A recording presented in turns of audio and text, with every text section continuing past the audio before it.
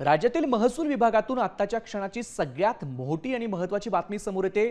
तहसीलदार आणि प्रांताधिकाऱ्यांना 155चा खेळ करणं आता नडलंय। अधिकारांचा गैरवापर करत मालकी हक्कामध्ये फेरफार करणं 40 अधिकाऱ्यांच्या आता चांगलंच अंगलट आलंय।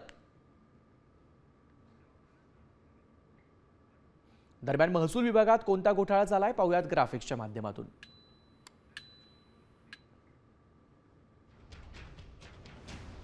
कलम 155च्या गैरवापरामुळे महसूल विभागामध्ये कारवाई करण्यात आली आहे।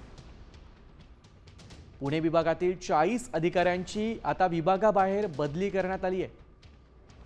अधिकारांचा गैरवापर करत मालकी हक्कात फेरबदल करणं या अधिकाऱ्यांना चांगलंच भोवलंय। तहसीलदार, प्रांताधिकारी आणि मंडल अधिकारी यांच्यावर आता कारवाईचा बडगा यामुळे उगारण्यात आलाय। दोषी अधिकाऱ्यांना पुन्हा महसूल विभागात नियुक्तीच मिळणार नाहीये। हस्तलिखित किंवा अभिलेखातील चुका दुरुस्त करण्यासाठी 155 कलमाची तरतूद आहे। जमिनीच्या मालकी हक्कात फेरफार करण्याचा गैरवापर यामुळे झालाय।